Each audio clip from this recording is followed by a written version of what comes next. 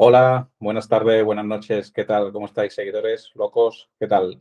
Hoy hemos grabado este vídeo porque al final ya sabéis que en Locos de Wall Street la actualidad y la información manda.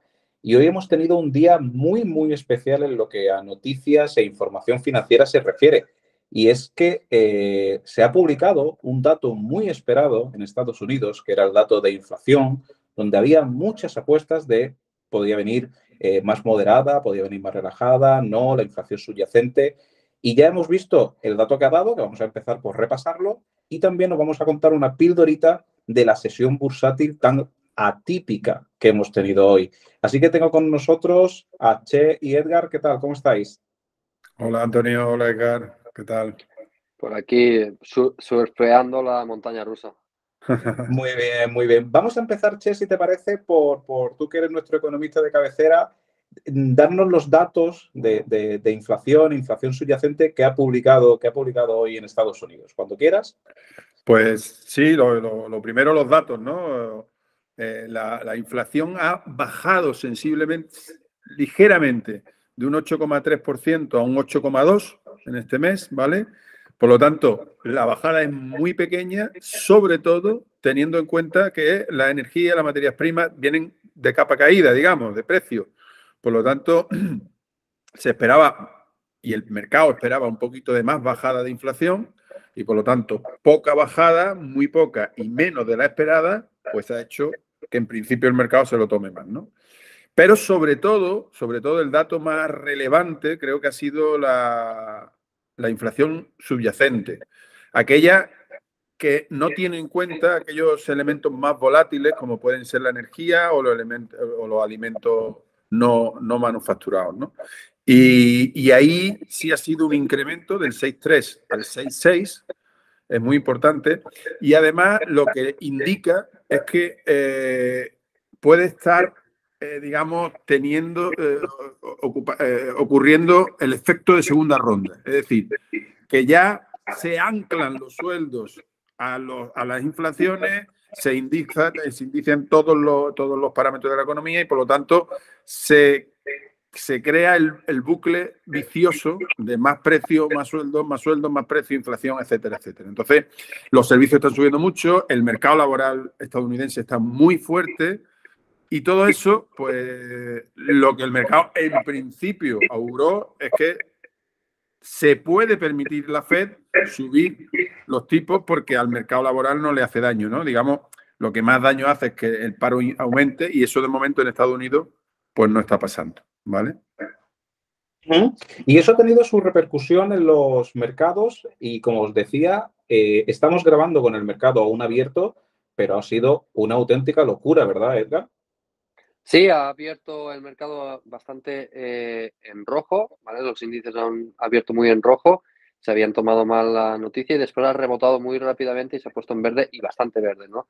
Y lo que ha pasado, si miramos los flujos, es que ha habido venta al inicio de sesión y después ha habido cierre de cortos, a través de cierre de cortos como tal, posiciones cortas como tal y cierre de puts, ¿vale? Había mucha posición en put que se ha cerrado, por lo tanto, lo que nos dicen los flujos es que el mercado se estaba preparando para el día de hoy, porque se esperaban malas noticias en el sentido de que si la inflación, sobre todo la subyacente, sigue aumentando, eso le da a la Fed la excusa perfecta, teniendo el mercado laboral como lo tienen, para seguir subiendo los tipos, lo que haría deprimir todavía más la renta variable con respecto a la renta fija, que cada vez se hace más atractiva.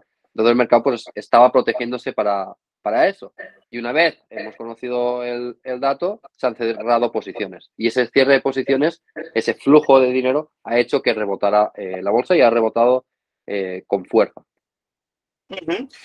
Yo que aprovecho que tengo aquí a dos economistas conmigo, yo me hago la pregunta, porque la inflación, tal como ha dicho Che, si se va indexando los sueldos, pues más precio supone mayor sueldo, más renta disponible, siguen comprando, pero es que la propia inflación per se crea inflación, porque al final cuando alguien tiene pensado comprar un bien de consumo, si sabe que puede subir de precio, lo que hace es no posterga esa compra, ¿no? ¿Cómo Claro. paramos esta espiral, Che y Edgar? Exactamente, eso que tú comentas es lo contrario del miedo tan atroz que se tiene a la deflación, que es justo lo contrario, ¿no? Pues aquí, en este caso, la inflación corre a cargo de lo que tú dices, del consumo cuanto antes mejor, ¿no? Y si nos vamos a países donde la inflación son de 3 dígitos y barbaridades de ese tipo, es que tienes que pagar en el restaurante antes de comer mejor que pagar después de comer, ¿no? Porque el precio va subiendo muchísimo. Eso es lo que hace la inflación. Y por eso le llaman a esta inflación, le están llamando una inflación pegajosa. Pegajosa. En el sentido de que no hay manera de despegarla, despegarla de esos costes intrínsecos que está teniendo la economía y que está haciendo que bombee más la inflación todavía, ¿no? Porque los sueldos, los servicios, en principio, aunque lógicamente la energía influye en muchos de los productos, porque lógicamente es un input que muchos productos terminados utilizan, pero hay otros que no, ¿no? Pero al final los servicios, la mano de obra, que está muy fuerte también en Estados Unidos, están tirando mucho de la inflación. Bueno, y yo, si os parece, no quiero terminar sin que Edgar nos comente 2 puntos que son muy clave precisamente en el dato de inflación y que sabemos que él controla perfectamente. Que uno es qué va a pasar con el mercado de petróleo, porque ahí ya son muchas las noticias y no parece que se vaya precisamente a relajar. Y también cómo está afectando al dato de inflación el real estate estadounidense, ¿no? Que también es un mercado que tú controlas. Sí, como ha comentado antes Tela, la inflación general se ha relajado ligeramente porque ha bajado mucho las materias primas, pero claro, hay que entender si estamos en un suelo o en una media o donde estamos en materias primas. Y todos los datos que tenemos por ahora, si no se agrava la recesión, los datos que tenemos por ahora es que la OPEC acaba de anunciar que prevé recortar la producción en 2 millones de barriles al día, lo cual es el 2% de la oferta mundial. Cosa que no tenemos que creernos completamente. Yo no me creo completamente. Ese anuncio lo veo más político que otra cosa, porque una cantidad tan grande de recorte de producción cuando tienes contratos cerrados lo veo complicado, pero ese es el anuncio que se han hecho, ¿no? Y además en noviembre supuestamente Estados Unidos deja de liberar reservas estratégicas. Sí que han dicho que van a liberar 10 millones de barriles adicionales a los que tenían pensados liberar hasta noviembre, pero es que 10 millones es el 10% de la oferta de un día, ¿vale? Es un día. Entonces, y si siguen liberando al ritmo que estaban liberando ahora, que era de 1 millón y medio al día, esos 10 millones adicionales les da para 10 días. O sea, no es demasiado, ¿vale? Pero ya quitas los 2 millones de la OPEC, quitas el millón de barril de las reservas estratégicas de Estados Unidos. Sumas que China se está reactivando poco a poco. Y China ha bajado su consumo este año por políticas de COVID, de encerramiento de su población, en 2 millones de barriles al día. Ya tenemos 4 millones, ¿vale? De diferencial. Tenemos que sumarle a que Rusia tiene un declino importante. Se prevé que como mínimo el año 2023 van a dejar de producir 1 millón de barriles al día. No porque no lo puedan vender, sino porque tienen declino y necesitan tecnología que no tienen acceso a ella ahora mismo, ¿no? Ya son 5 millones de barriles al día. Eso es mucho más que la caída de demanda que hubo en la crisis de 2008, ¿vale? Y el precio de las materias primas va por el marginal. ¿Qué significa eso? Que cualquier variación en la oferta o la demanda tiene un efecto multiplicado en su precio. Entonces, si no se viene una crisis muy gorda, que es posible, el precio del petróleo no va a bajar, sino que va a subir, ¿vale? Todo dependerá de lo que haga la demanda, pero por el lado de la oferta podemos esperar precios de petróleo más altos el año que viene. Y eso por una parte.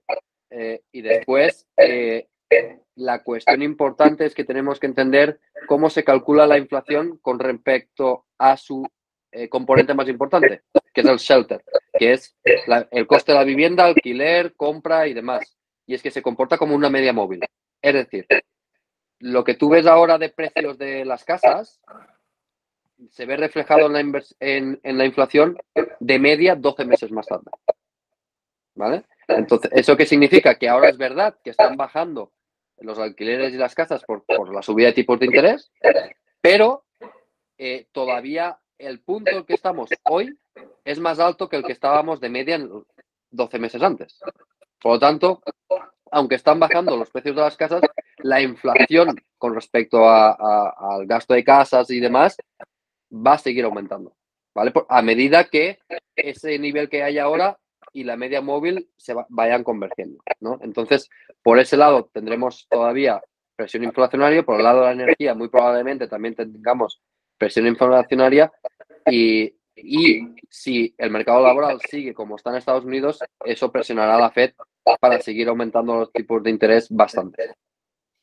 Muy bien, pues muchas gracias por vuestra opinión de lo que ha pasado hoy y de las posibles consecuencias que va a tener y sobre todo de qué vamos a hacer, qué puede pasar con esta inflación tan pegajosa como bien la ha denominado Che. Así que, dado esta píldora desde Locos de Wall Street, os deseamos que paséis una buena noche y seguimos con vosotros al tanto de lo que vaya pasando en los mercados. Un fuerte abrazo. Gracias, Edgar y Che. Bye. Chao. Chao.